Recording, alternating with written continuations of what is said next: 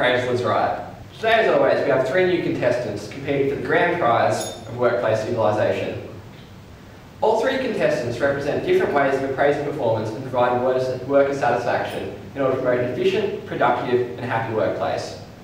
Contestant number 1's hobbies and interests include assessment on the Big 5 traits, predicting performance via predisposition and long walks on the beach, presenting trait-based appraisal.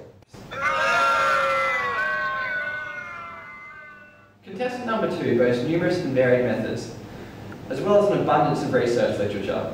Claiming methods such as bars and the narrative essay as their own, contestant number 2 fancies themselves as a mean square dancer and likes to play croquet.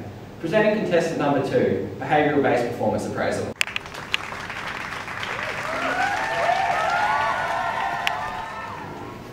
Our last contestant takes a strict approach to the final line, is well known for their MBO approach and is quietly confident about today's show. Our last contestant is results-based appraisal.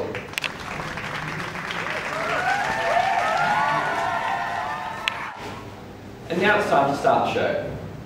The oldest method for evaluating an employee's performance is by measuring their traits, i.e. their emotional, cognitive and behavioural features that form the foundation of their personality. Costs democrated by traits into 5 categories and label them as extroversion, agreeableness, conscientiousness, emotional stability and openness. In 2001, Barrett conducted a study which summarised the results of 15 meta-analytic experiments that studied the relationship between the Big 5 factors and job performance. Which 2 traits did they find were positively correlated with job performance? Traits? Emotional stability and conscientiousness. That's correct. And now question 2.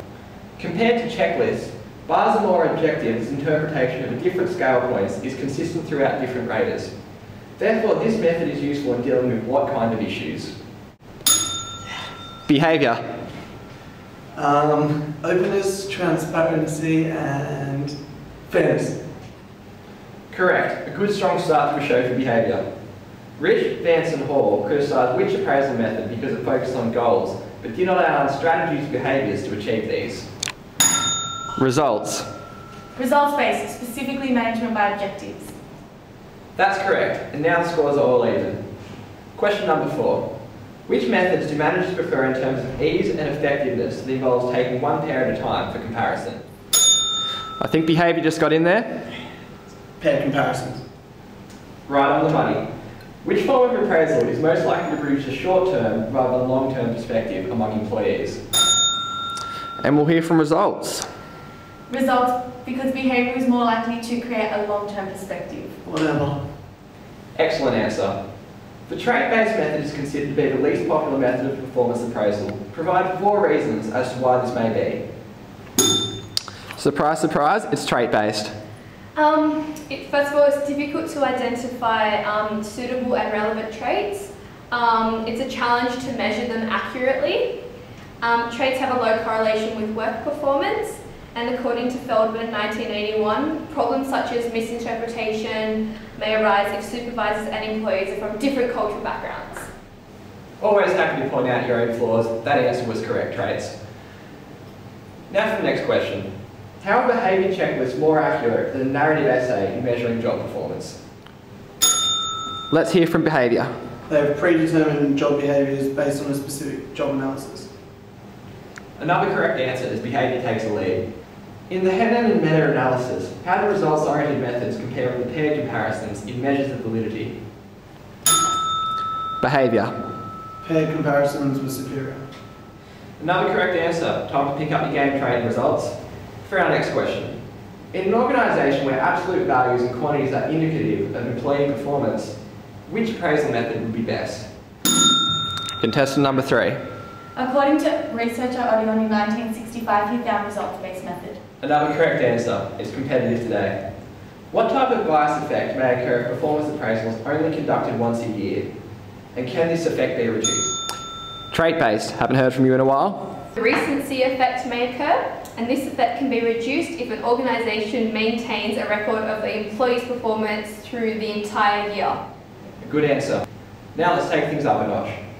For each performance dimension to be measured, an angular scale with adjectives is presented to a rater who is required to place a mark anywhere along the continuum that best corresponds to their judgments of the employee's performance. What is the main advantage of this? Behaviour. The rater is not forced to place the rater into a concrete category, meaning the rater can judge performance without quantitative terms biasing the evaluation. That's correct. Which appraisal method is most likely to improve if a team method is used? According to Drexler in 1984, that would be management by objectives. Excellent answer. Ranking is a method that aims to distinguish employees' performances from one another and prevent them from receiving similar appraisals. What is one similarity and one difference in this method with forced distribution? Behaviour again.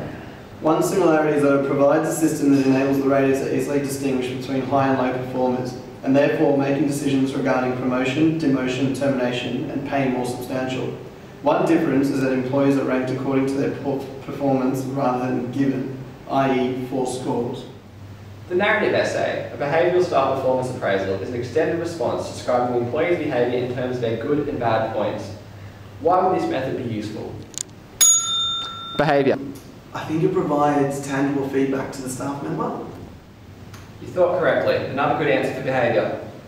If we go to the scoreboard here, we can see that behavioural in the lead, results second, and traits failing miserably.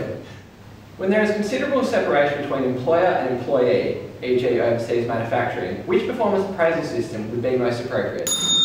Oh, damn. Oh, I think we're going to have to go over results here. That would be results orientated. Good answer, results. Moving on. According to Roberts and Delvecchio, traits are relatively enduring and consistent over an individual's lifetime. If this is true, what problem arises? Traits. Oh. Well, identifying the weaknesses of an employee, which can be targeted for training and development, seems futile because you can't change someone's personality. Correct. The critical instance method systematically records specific instances of performance by an individual employee at various levels of effectiveness. According to Anderson and Wilson, why is this method not popular amongst raters? Contestant 2. Although this is a good method, it's not popular amongst raters because it's time consuming and it also requires a great deal of constant work. Yeah, but the employees always feel like they're under intense scrutiny. What a crappy method! Yeah. That's all good and well, Traits, but why don't you get some more points before you open your mouth? Alrighty, things are heating up here as we get towards the end. Forced distribution predetermines the distribution of scores. According to Locker and Keel, what is the aim of this? Behaviour. Howard Steen and his colleagues reckon that it fills the perceived gap in the middle of the bars. Correct answer. This brings us to our last question of the night. You should try and answer these traits with some dignity. The forced distribution has states that a certain number of employees have to be placed at different portions of the scale, such as low, middle and high ranges. Some research suggests that the rater, rather than the employee, favours this method. Why would this be the case? Traits. It's really hard to compare the employees. Nice try, but that's blatantly incorrect. Oh, what? We'll have to go with behaviour here. Silly. It's really easy to compare employees. Correct. And that brings us to the end of the show.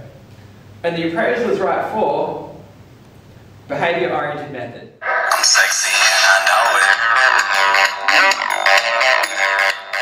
it. Congratulations, behaviour. Come and collect your prize. Yes.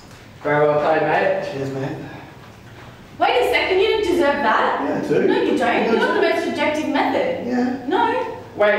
Hold up. For the very first time on the appraisal is right, we've just gotten this in from the judges, and in this case there's no one method, which is great across all contexts, and maybe a combine of results and behaviour is the best. While we're here, why don't we split the trophy? Okay.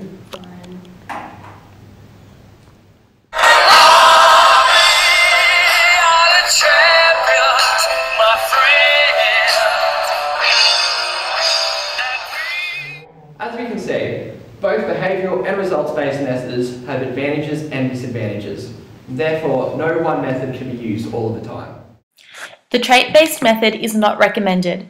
Barrett et al. 2001 demonstrated that out of the 5 big traits, only conscientiousness and emotional stability yield a non-zero correlation with job performance. According to Roberts and Delvecchio 2000, traits are relatively enduring and consistent over an individual's lifetime. Therefore, identifying the weaknesses of an employee, which can be targeted for training and development, seems futile because improvements cannot be made to one's personality. The majority of behavioural subtype methods are recommended. Tisner et al. 2000 suggests that graphic rating scales are superior compared to the bars method.